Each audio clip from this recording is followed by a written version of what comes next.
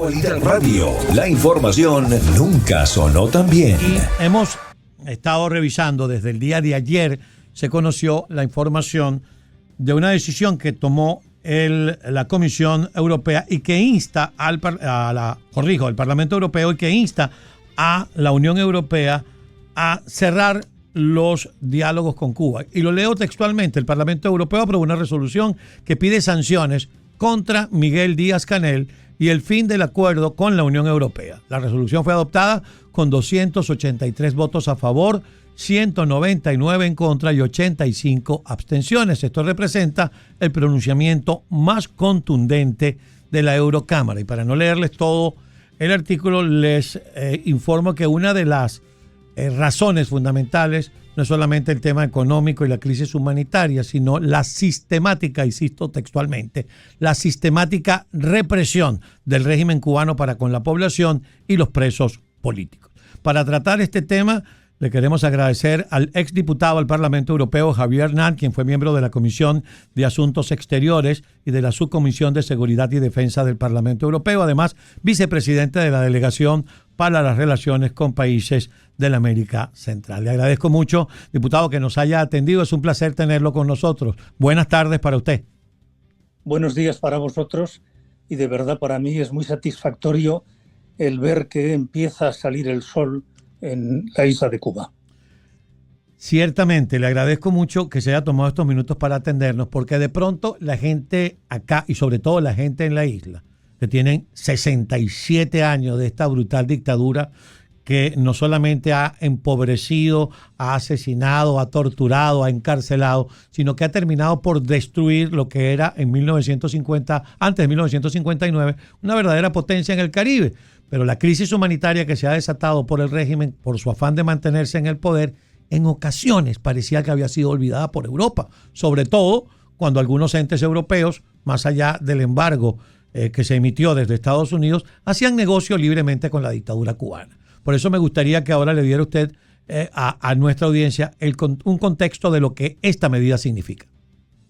Bueno, esto es la continuación de los esfuerzos que yo vine haciendo desde hacía ya 10 años para mostrar la realidad de la situación en Cuba y romper lo que ha sido el mantra de la que yo llamo la izquierda de pandereta, la izquierda falsa, y es que es el embargo el que produce la situación en Cuba. La situación económica en Cuba, ya ni siquiera voy a hablar, después hablaremos de la parte política, la represión brutal desde hace 60 y tantos años, pero la parte económica es: Cuba no tiene un embargo, Cuba tiene una imposibilidad de comerciar con Estados Unidos en determinadas áreas, pero hay que Estados Unidos vende productos tanto médicos como alimentarios si Cuba los paga. Por lo tanto, el problema no es ni siquiera un embargo completo de Estados Unidos. Cuba puede, el régimen cubano puede negociar con cualquier país del mundo, siempre que lógicamente pague, o bien dejando una deuda que veremos cuándo se va a cobrar. Pero esta resolución lo que dice es que el desastre, la situación de pauperización completa, de miseria, yo te diría casi de tipo haitiano, eso es consecuencia de la política demencial del régimen cubano. Cuba tiene una capacidad de alimentación impresionante.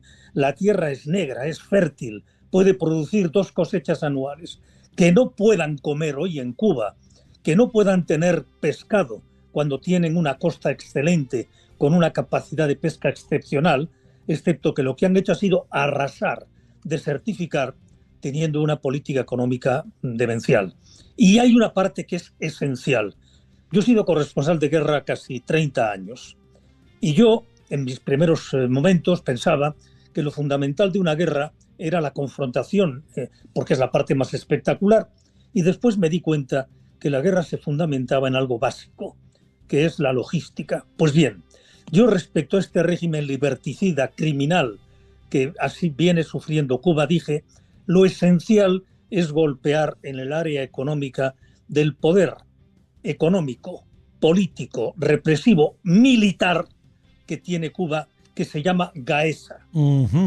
Lo voy a interrumpir en ese punto, claro, por una razón fundamental. Usted acaba de llegar, si se quiere, a lo que llamaban unos el nudo gordiano, al centro de esta crisis, porque uno dijera que esa izquierda trasnochada, romanticona, caviar, como la llaman en Perú, aquellos que beben champán y comen queso fino en Europa y hablan del comunismo desde la comodidad de un café parisino, pero que no saben lo que es pasar las penurias que ha pasado el pueblo cubano. Entonces, ¿qué pasa? Uno dijera que eso es verdad si todo el mundo, incluidos los jerarcas del régimen, estuvieran en la misma situación. Pero nacieron corporaciones como Gaesa que se han enriquecido de lo que se ha conseguido y que debería corresponderle al pueblo cubano, pero ellos se lo han robado todo. Mire, cuando yo decía la palabra Gaesa en las reuniones que tenía con los diferentes grupos políticos, verdes, socialistas, populares, etcétera, me miraban y decían, ¿Gaesa? Yo dije, es esencial.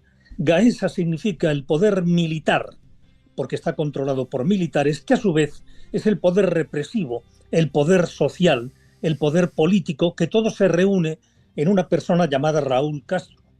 Y por lo tanto, golpeando sobre lo que es la esencia de los ingresos de Cuba, de los ingresos del régimen, porque es que estos ingresos están en los bolsillos de los que controlan Gaesa. Y Gaesa es la empresa que tiene la mayoría de participación en todo lo que es el negocio turístico en Cuba.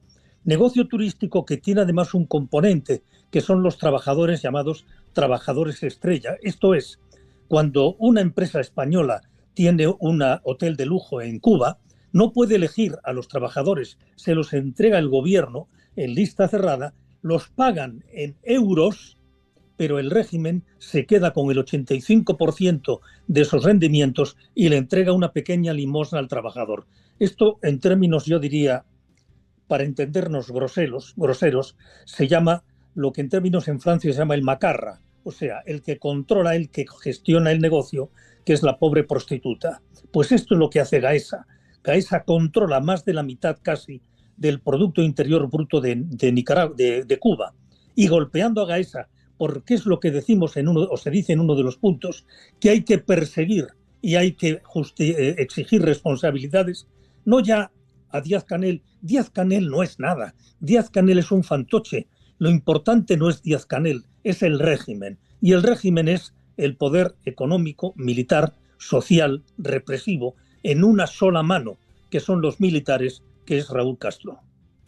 Ahora, don Javier, esta resolución, esta medida tomada por el Parlamento Europeo, ¿cómo cambia en el contexto? Y le hago la pregunta porque a veces quienes observamos lo que estaba pasando en Venezuela, lo que pasa en Nicaragua, lo que está pasando en Cuba, hemos calificado como saludo a la bandera cada vez que o Naciones Unidas o el Parlamento Europeo o Amnistía Internacional o cualquier otro organismo gubernamental o no, emite un comunicado de solidaridad con el pueblo cubano, de solidaridad con el pueblo venezolano o con el pueblo nicaragüense y pidiendo la libertad de los presos políticos, pero del comunicado no pasa. Por eso le pregunto, en este contexto, ¿qué podría cambiar a partir de esta resolución? Esta resolución es una resolución del Parlamento Europeo que pide a la Comisión Europea. La Comisión Europea es el gobierno de Europa, vamos a decir el Consejo de Ministros, para entender. Y en este sentido pide a la Comisión Europea, al gobierno, que es quien tiene la capacidad, que suspenda o inicie los trámites de suspensión del acuerdo que tenemos de asociación con Cuba. Por una razón, el artículo 2 exige que este acuerdo que tenemos con Cuba, donde Cuba recibe una ayuda muy importante, el régimen cubano recibe una importante cantidad de medios y de dinero, e incluso las llamadas asociaciones civiles del régimen con el que el gobierno de Europa tiene relación, pero que son asociaciones del régimen cubano que las presenta como si fueran asociaciones civiles independientes, que no lo son. Todo esto llevamos decenios detrás de la complacencia con el régimen cubano y lo que se está pidiendo es la suspensión. Hay una parte importante en este acuerdo y es una parte que se corresponde a Cuba. En marzo pasado, los diferentes grupos de la oposición han tenido un acuerdo de liberación, un acuerdo de libertad firmado en Miami. Yo lo que les pido a los cubanos es, por Dios, no sean ustedes como nosotros, los españoles con Franco, que estábamos en la oposición, pero nunca nos unimos. Y si Franco pervivió, fue gracias a que la oposición era una oposición dividida. Este acuerdo por la libertad de marzo del 26 es fundamental, porque significa que en lugar de mirarse unos a otros, todos juntos, en un momento en el cual tenemos un gobierno norteamericano que puede de alguna forma requerir, impulsar, presionar, como lo está haciendo incluso en Venezuela, que a mí esta parte no me agrada.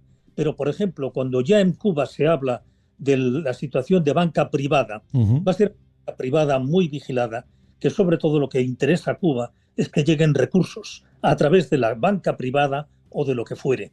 Hay una parte también muy importante en esta resolución, que es la condena de las misiones médicas, que es un rubro importantísimo de ingresos del régimen cubano. Y un nuevo modelo moderno de esclavismo.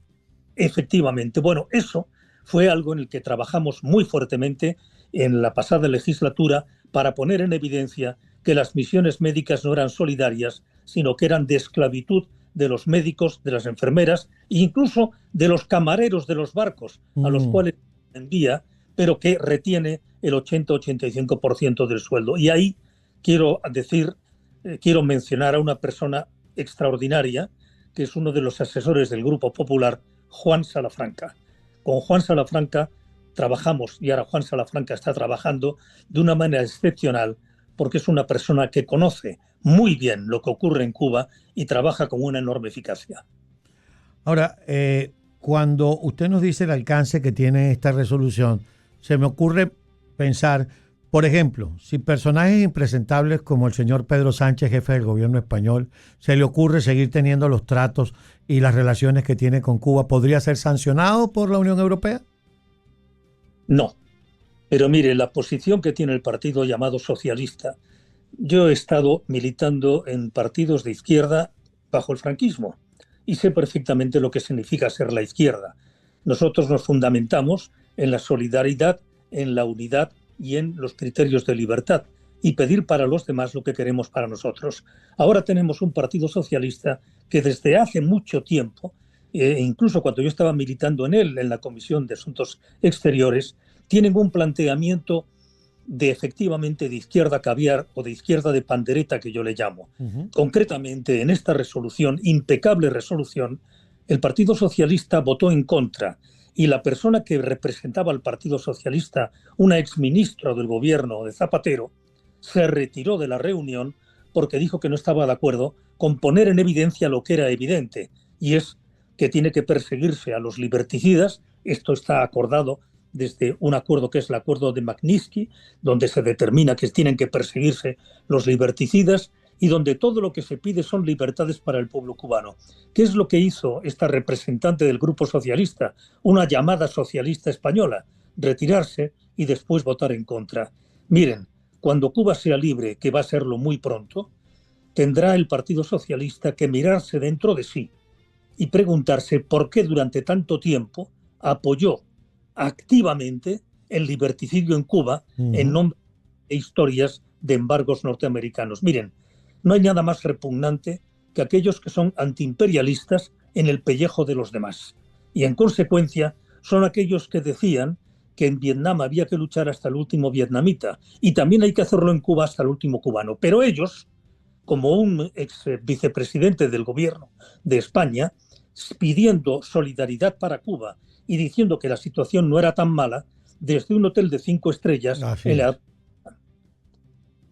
Ahora bien, recientemente, y que me indiquen nuestra productora si tenemos tiempo para aprovecharlo con esta exposición, que es el tema de lo conocido de las 176 medidas que el fantoche de Díaz-Canel le propuso a la Asamblea Nacional en Cuba, tomando en cuenta además que ya previamente las habían acordado en el Buró Central del partido, donde, para no hacerlo muy largo, lo resumimos con una sola frase. Es decir, vamos a cambiar el modelo económico a un modelo capitalista, pero nosotros seguimos siendo los dictadores. ¿Qué evaluación podemos hacer de eso? Pues mire, esto es algo que ya viene de un clásico italiano, de una obra italiana. Cambiemos algo para que todo siga siendo. Para que todo siga igual, correcto. Finalmente. Marqués de Lampedusa, creo que se llama. Sí, creo también que es ahí. Don Javier, ya para finalizar, cuando uno evalúa los diferentes pasos que se han estado dando desde Estados Unidos hacia Cuba, primero, la visita del director de la CIA a la Plana Mayor de Inteligencia en Cuba. Luego de esa visita, obvio, no llegaron a ningún acuerdo porque se produjo entonces la oficialización del indictment contra Raúl Castro por el asesinato de los pilotos de las avionetas de Hermanos al Rescate. Posteriormente a eso, la visita militar del jefe del Comando Sur a la bahía de Guantánamo, a la base militar americana, luego la visita del secretario de Guerra. Es decir, pareciera que estamos en una operación que cada vez escala más y que podría terminar, si Cuba no acepta los términos de una entrega pacífica, en una incursión militar. Me gustaría su análisis. Yo no creo posible una incursión militar en absoluto. Lo que está haciendo Estados Unidos es, vamos a decir, ahogando el régimen cubano y tratando de establecer grietas dentro de él. Yo sinceramente creo que eso lo veo difícil, por cuanto el régimen cubano, que no es monolítico, de hecho desde la muerte del general Ochoa, los diferentes comandos militares de cada región están aislados entre sí y únicamente se pueden comunicar a través del ministerio en La Habana. Bien, tratar de establecer grietas, hay una cuestión que es fundamental. Raúl, en este momento Raúl Castro, tiene otro Raúl Castro, el Cangrejo, y esta persona que ustedes conocen es el que se está tratando de negociar para que no les toquen un solo milímetro de lo que son sus intereses. Pero claro, el problema es que el régimen es quien garantiza los intereses y la vida de estos liberticidas, y en consecuencia cualquier apertura pseudodemocrática o democrática es intrínsecamente contraria a toda posibilidad de pervivencia de los privilegios del régimen. Es muy, muy, muy difícil hacer una grieta, y de hecho las negociaciones que están haciendo con el pariente de Raúl, el llamado el Cangrejo, son las más importantes, y sobre todo lo que se determina es que estamos ante una monarquía pseudo-revolucionaria, castrista, de Fidel Castro, de Raúl Castro y ahora del Cangrejo. Don Javier, le agradezco mucho que se haya tomado usted este tiempo para atendernos y para conversar sobre estos temas de altísimo interés para nuestra audiencia. Que tenga usted muy buena noche. Déjame despedirme. Adelante. Yo espero muy, muy, muy pronto poderme tomar un mojito en libertad en una Cuba libre. Quizás coincidamos porque tenemos el mismo deseo. Actualidad Radio, la información nunca sonó tan bien.